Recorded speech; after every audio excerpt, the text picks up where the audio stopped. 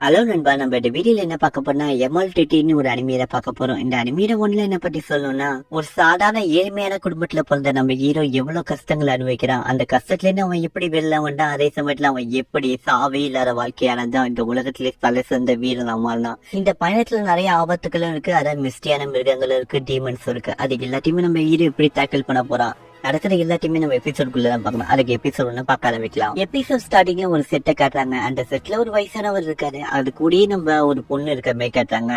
அப்ப இந்த வயசான மாஸ்டர் என்ன பண்றாருன்னா, அப்படியே மேல ஒரு பார்வையை பாக்குறாங்க. அங்க ஒரு டயக்ராம் மாதிரி இருக்கு. அந்த டயக்ராம் திடீர்னு உயிர் வந்து அது ஒரு ரெக்க மாதிரி வந்து அப்படியே பாஸ் பண்ணுது.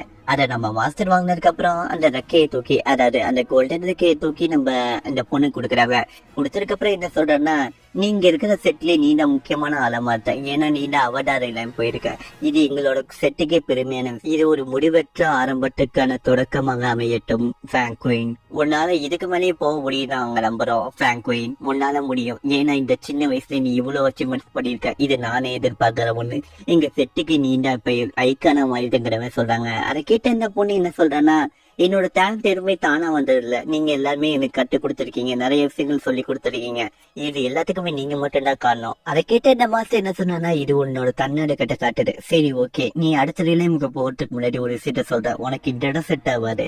அந்த ரிலே போனா உன்னை யாரும் டிஸ்டர்ப் பண்ணாம இருக்கிற, அதுக்கு ஒரு இடம் சொல்ற. அந்த இடத்துக்கு நீ போனா உன்னோட மைண்ட் ஃப்ரீயா இருக்கும், அதே சமயத்துல உன்னை ஈஸியாவும் கல்டிவேஷன் பண்ண முடியும். கேட்டு நம்ம பிராங்க்வின், எனக்கு ஒரு சின்ன ரெக்வஸ்ட் இருக்கு, அதை நீங்க நிறைவேற்றுவீங்களா? இருந்தாலும் சொல்லு, கண்டிப்பா அதை நிறைவேற்றுவேங்கிற மாதிரி சொல்றேன். அதை கேட்ட பிராங்க்வின், ஏன்னா ஃபர்ஸ்ட் என்னோட வீட்டுக்கு போகணும், எங்க அப்பாவை சந்திச்சு ரொம்ப நாள் ஆச்சு, அவரை பார்த்து நன்றி சொல்லு, என்ன வளர்த்தருக்கு இவ்வளவு. அதுவும் இல்லாம எனக்கு 2 சர்வெண்ட் வேணும். அந்த பயணத்துல எனக்கு என்னை டேக் கேர் பண்றதுக்கு, அதுவும் இல்லாம ஸ்பிரிச்சுவல் பீஸ்ட் எல்லாம் டேக் கேர் பண்றதுக்கு 2 சர்வெண்ட் வேணும். என்னோட கல்டிவேஷனுக்கு அது கொஞ்சம் ஹெல்ப்ஃபுல்லா இருக்கும்னு நினைக்கிறேன். நான் கேட்ட விஷயத்துக்கு நீங்க அப்ரோட் கொடுப்பீங்களா இல்லையான்னு தெரியல, என்ன மன்னிச்சிருங்க, இப்படி ஒரு விஷயத்த உங்கள்ட்ட கேட்டு இருக்கு. அதுக்கு அந்த மாஸ்டர், கண்டிப்பா உனக்கு அப்ரோட் கொடுக்குறேன், உன் விருப்பப்படியே நடக்கட்டும். அதுக்கப்புறமா ஒரு ரிச்சான சிட்டியை காட்டுறாங்க. அந்த இடத்துல ஒரு பேலஸ் மாதிரி ஒரு இடம் இருக்கு. அந்த இடத்துக்குள்ள என்ன காட்டுறாங்கன்னா, ஒரு செட் ஆஃப் பீப்புள்ஸ் பயங்கரமா ட்ரைனிங் எடுத்துட்டு இருக்காங்க. அதாவது குங்ஃபு பிராக்டிஸ் தான் இந்த இடத்துல பண்ணிட்டு இருக்க மாதிரி நம்ம காட்டுறாங்க. இது எல்லாத்தையுமே தூரத்துல இருந்து யாரோ ஒருத்தவங்க வாட்ச் பண்ணிட்டு இருக்க மாதிரி இருக்கு. அது வேற யாரும் இல்லைங்க, நம்ம ஹீரோ தாங்க. நம்ம ஹீரோவை இவங்க எல்லாம் பிராக்டிஸ் பண்ணிட்டு ரொம்ப ஆர்வமா பாத்துட்டு இருக்கான். அப்ப சடனா யாரோ ஒருத்தவங்க வர மாதிரி இருக்கு. அதை பார்த்துட்டு பிராக்டிஸ் பண்ணிட்டு இருக்கவங்க ஸ்டாப் பண்ணிட்டு ஒரு இடத்துல அசம்பிள் ஆயிட்டு நம்ம மாஸ்டர் வந்துட்டாரு, எல்லாருமே அவங்களுக்கு மரியாதை கொடுங்கிற மாதிரி சொல்லிட்டு இருக்காங்க. அவர் வந்ததுக்கு அப்புறம் அங்க உள்ள இருக்கிறவங்க எல்லாரும் முன்னாடி நடந்து வந்துட்டு என்ன சொல்றேன்னா, நீங்க எல்லாருமே 8ஆம் லெவல் 9ஆம் லெவல் போறதுக்கு ரொம்ப கஷ்டப்பட்டு இருக்கீங்க, ட்ரைனிங் எடுத்துருக்கீங்க கேள்விப்பட்டேன். ஆனா அதுக்கு உங்களோட பிசிக்கல் எபிலிட்டி ரொம்ப முக்கியம். இங்க இருக்கிற மேக்ஸிமம் லெவலே 3 லெவல் தான் அதிகபட்சமா இருக்கீங்க. இது இன்னும் நமக்கு பட்டாரு. நீங்க 8ஆம் லெவல் 9ஆம் லெவல் போடுனா அது அவ்வளவு சாதாரண விஷயம் இல்ல. ஏய் தம்பி, நீ இங்க வாங்குறவே ஒருத்தனை அது கூட்டத்துல கூப்பிடுறாங்க. அதை கூப்பிட்டதுக்கு அப்புறம் அவனும், மாஸ்டர் நான் ஒரு சாரி மாஸ்டர், டிசப்பாயின்மெண்ட் பண்ணாதீங்க, ஏன்னா நான் செகண்ட் லெவல்ல இருக்கேன், என்னால உங்க கூட அந்த அளவுக்கு சண்டை போட முடியுமான்னு தெரியல. சரி பரவாயில்ல, அட்டாக் பண்ணுங்கிற மாதிரி சொல்றான். அவன் சொன்னதுக்கு அப்புறம் இவனை அங்கிரமா அட்டாக் பண்ண ட்ரை பண்ணா, ஆனா ஒரே அடியில இவனை தள்ளி விட்டுறான் அவன். அப்ப இந்த மாஸ்டர் என்ன சொல்றான்னா, அவன ஃபர்ஸ்ட் மூவும் செகண்ட் மூவும் நல்லா இருந்துச்சு, ஆனா தேர்ட் மூவ் ஃபோர்த் மூவ்லாம் ரொம்ப வீக்கா இருந்த மாதிரி தெரிஞ்சிடும். எனக்கு கணிப்பு மட்டும் சரியா இருந்தா உன்னால 7th மாதிரியே போக முடியும், அதுக்கப்புறம் உன்னால போக முடியாது. அதுக்கு நீ ரொம்ப கஷ்டப்பட்டு ப்ராக்டிஸ் பண்ணும். உனக்கு ஒரு விஷயத்த சொல்ல மறந்துட்டேன், இப்போ உங்ககிட்ட நாங்க சக்தியை கொஞ்சம் வெளிப்படுத்தினால அது ஜஸ்ட் ஒரு 5th லெவல் தான், நான் அதே 8th லெவல்ல பண்ணா நீ செத்தே போயிருப்ப. அதை கேட்ட இவன், என்ன மன்னிச்சிருங்க, உங்களை டிசப்பாயின்மெண்ட் பண்ணிட்டேன்னு தெரியும், ஆனா எனக்கு நீ இவ்வளவு கைட்னஸ் கொடுத்துக்க ரொம்ப தேங்க்ஸ் சொல்லிட்டு பின்னாடி போறான். அப்ப அந்த மாஸ்டர் என்ன சொல்றேன்னா, நீங்க எல்லாம் இதுக்கே இவ்வளவு கஷ்டப்பட்டு இருக்கீங்க, அதாவது 8th லெவல் 9th லெவல் வரதுக்கு நீங்க இவ்வளவு கஷ்டப்பட்டு இருக்கீங்க, இதை என்னால நம்ப முடியல. ஆனா உங்களுக்கு 10th லெவலை பத்தி எதுவுமே தெரியுமா தெரியாதான்னு கூட தெரியல. அதாவது யாராவது ஒருத்தவங்க 10th லெவல் ரீச் பண்ணாங்கன்னா அவங்களோட பாடி உடம்புல இருக்க அணுக்கள் எல்லாமே சேஞ்ச் ஆகும், அது ஒரு பயங்கரமான சக்தியாகும். அதை கேட்டு எல்லாருமே ஷாக்கு கேட்டு இருக்காங்க, என்ன அப்படி எல்லாம் நடக்குமா? அதை கேட்ட நம்ம ஹீரோ இதை பத்தி யாருமே இது சொன்னலைங்கிற மாதிரி ஆச்சரியமா பாத்துட்டு இருக்கான். அந்த மாஸ்டர் என்ன சொல்றாங்கன்னா, அந்த 10th லெவல் தான் லிமிட் நீங்க எல்லாருமே நினைக்கிறீங்கன்னா அப்ப நீங்க எல்லாருமே முட்டாள் தான் சொல்லுவேன், ஏன்னா அது ஒரு ஆரம்பத்துக்கான தொடக்கம் தான். இந்த ரிலேமோட பேரு அவதார் ரிலேம். அந்த ரிலேமை பத்தி நீங்க எல்லாரும் தெரிஞ்சுக்கிறது ரொம்ப முக்கியம். அதை கேட்டவங்க எல்லாருமே என்ன அவதார் ரிலேமா அப்படின்னு சொல்லிட்டு எல்லாமே பேசிட்டு இருக்காங்க. அப்ப அந்த மாஸ்டர் என்ன சொல்றான்னா, உங்க மைண்ட்ல எல்லாருக்குமே ஒரு விஷயம் தான் இருக்கும், அந்த அவதாரியாமுக்கு போனதுக்கு அப்புறம் என்ன உங்களுக்கு கிடைக்குங்கிறது தெரியும், அதாவது பிசிக்கல் பாடி எல்லாமே சேஞ்ச் ஆகும், எஸ்டீம் பவர்ல போவீங்க. எப்படி செயல்படுனா உங்க இதயத்தோட ரத்த அணுக்கள் ரொம்ப அதிகரிக்கும், அதனால உங்க மூளையோட அந்த இதயம் சேரும் ஒரு எஸ்டீம் பவர் கிடைக்கும். அந்த பவர் தான் சூப்பர் நேச்சுரல் பவர்னு சொல்லுவாங்க. இந்த உலகத்திலேயே அதான் ஸ்ட்ராங்கா நினைச்சிட்டு இருக்காங்க. ஆனா அதே சமயத்துல அந்த ஸ்ட்ராங்கஸ்டான இதுக்கு பிகினிங் ஸ்டேஜ் அதுன்னு யாருக்குமே புரியல.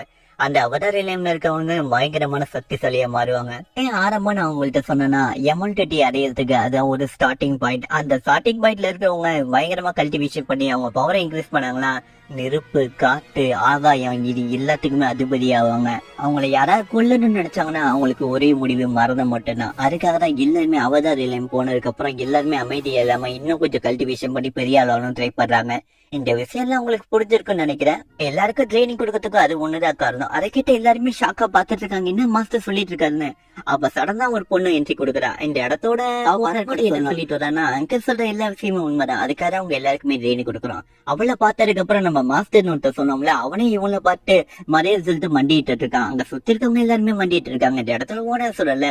அவன் வந்ததுக்கு அப்புறம் என்ன சொல்றேன்னா, நீங்க எல்லாருமே கஷ்டப்பட்டு பிராக்டிஸ் பண்ணிருக்கீங்க, எனக்கு புரியுது. ஆனா நீங்க உங்கள ஒரு ஆள் என்னோட ஃபேமிலியோட உறுப்பினரா மாற முடியும். அதாவது யார் இந்த அவதார் நிலையம்க்கு போறீங்களோ அவங்க என்னோட ஃபேமிலியோட ரெப்ரஸன்டேட்டிவா மாறுவீங்க. அவங்களுக்கு பணம் நிறைய கிடைக்கும், நீங்க சர்வெண்டாவும் இருக்க அவசியம் இல்ல. அதை கிட்ட நம்ம ஹீரோ ஷாக்ல இருக்கான். அங்க சுத்தி இருக்கவங்க என்ன சொல்லிட்டு இருக்காங்கன்னா, என்னடா எப்படிலாம் பேசிட்டு இருக்காங்க. அப்ப ஓனர் கூட ஒரு வயசான ஒருத்தர் இருக்கா. அவன் என்ன சொல்றான், ஏய் உங்களுக்கு எவ்வளவு பெரிய வாய்ப்பு கொடுத்துருக்காரு, நன்றி சொல்ல மாட்டீங்களா. அதை கேட்டவங்க எல்லாருமே பயந்து ரொம்ப நன்றிங்கிற மாதிரி சொல்லிட்டு இருக்காங்க. எல்லாத்தையுமே பார்த்த நம்ம ஹீரோ, அப்ப நானும் கஷ்டப்பட்டு ப்ராக்டிஸ் பண்ண, நானும் இதுக்கு மேல சர்வெண்டா இருக்கணும் அவசியம் இல்லைங்கிற மாதிரி பாத்துட்டு இருக்கான். அப்ப அந்த வயசான இருக்கால, நீங்க உங்களுக்கு டைம் ஆச்சு, நீங்க அன்டிங் போகணும்னு சொன்னீங்க, போலையாங்கிற மாதிரி கேட்டுட்டு இருக்கான். அதை கேட்ட என்ன போனோம், நீங்க சொல்றது ரைட்டா, நான் கிளம்புறேங்கிற சொல்லிட்டு கிளம்புறான். அதை கேட்ட நம்ம ஹீரோ, என்ன அன்டிங்க, அப்ப குதிரை எதுவுமே ரெடி ஆகல, இதை பத்தி யாருமே என்கிட்ட சொல்லிங்கிறத சொல்லிட்டு நம்ம ஹீரோ பயந்து ஓட ஆரம்பிக்கிறான். அதுக்கப்புறம் அந்த ஓனரா அந்த அன்டிங்காக ரெடி ஆகுறதுக்கு கிளம்பி போறாங்க. போகும்போது அந்த வயசான இந்த மாஸ்டர் என்ன சொல்றான்னா, ஏதோ திருத்து பசங்க வர போற கேள்விப்பட்ட, நம்ம ட்ரெஷர் அந்த மவுண்டன்ல இருந்து எடுக்க போறாங்களா, அது அப்படி ஒரு சீன் நடக்க கூடாது, நீ இந்த அதை பாத்துக்கோ, நீ அந்த இடத்துக்கு போ. அதை கேட்ட அந்த மாஸ்டர் ஓகேங்கிற மாதிரி சொல்றாங்க. அதுக்கப்புறம் இன்னொரு இடத்த காட்டுறாங்க. ஒரு பனி பிரதேசம் மாதிரி ஒரு இடம் இருக்கு. அந்த இடத்துல ஒருத்தர் சுவிட்சில் பவரால வேகமா பறந்து ஒரு இடத்துக்கு வந்துட்டு இருக்கான். ஒரு பேலஸ் மாதிரி ஒரு இடத்துக்குள்ளே அவன் நடந்து வந்துட்டு இருக்கும்போது ஆப்போசிட்ல எவனும் ஒருத்த வர மாதிரி இருக்கு. அவன் இந்த இடத்த இவனை வந்து இடிச்சிடறான். அதை பார்த்துட்டு அப்புறம், நீ இங்க என்னடா பண்ணிட்டு இருக்கங்கிற மாதிரி கேட்கிறாரு. கேட்டாலும் இவன் பயந்துட்டு, என்ன மன்னிச்சிருக்க, நான் உங்களை இடிச்சிருக்கு, அதே சமயத்து என்ன மாஸ்டர் தான் பாப்பலாம் சொன்னா, எதை என்கிட்ட பேச சொன்னா நான் பேசிட்டு இப்ப வெளில வந்துட்டேன், அவரு உங்களுக்காக தான் வெயிட் பண்ணிருக்காரு, தயவு செஞ்சு போய் பாருங்க, உங்களுக்கு எந்த ஹெல்ப் எல்லாம் கேளுங்க, நான் பண்றேங்கிற மாதிரி சொல்றான். அதை கேட்டதுக்கு அப்புறம் இந்த பச்சை சட்டக்காரன், நீ ரொம்ப மரியாதை கொடுக்குற, எனக்கு இந்த மரியாதை ரொம்ப பிடிச்சிருக்கு, சரி ஓகே உன்னை மன்னிச்சுட்டு இந்த வாட்டி, ஆனா அடுத்த வாட்டி மன்னிக்க மாட்டேங்கிற மாதிரி சொல்லிட்டு அப்படியே உள்ள போறான். சட்டக்காரன் அப்படியே ஒருத்தவங்கள்ட்ட வந்து, சீனியர் ஃபாக் என்ன எதுக்கு பாக்கணும்னு சொன்னீங்க.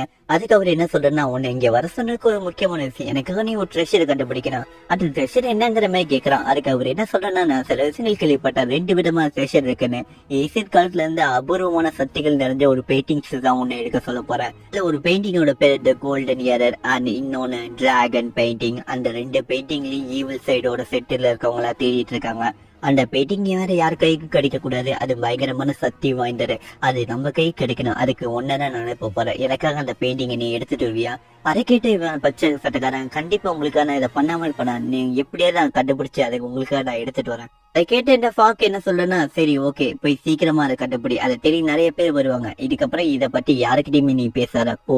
இவனும் அந்த இடத்த விட்டு கிளம்புறான். அதுக்கப்புறமா நம்ம ஹீரோவை காட்டுறாங்க. அந்த பேலஸ்ல என்ன நடக்குதுன்னா, எல்லாருமே நம்ம ஹீரோ புடிச்சு அடிச்சிட்டு இருக்காங்க. இதோட இந்த எபிசோட் முடிஞ்சிரு. நான் எடுத்ததுக்கு முக்கியமான காரணமே நம்ம சப்ஸ்கிரைபர் சில பேர் எனக்கு சஜஷன்ல இந்த அனிமே தான் சொல்லிட்டே இருந்தாங்க, அதான் இதை எடுக்கலாமா நம்ம திங்க் பண்ணிட்டு இருந்தா எடுத்துட்டேன்.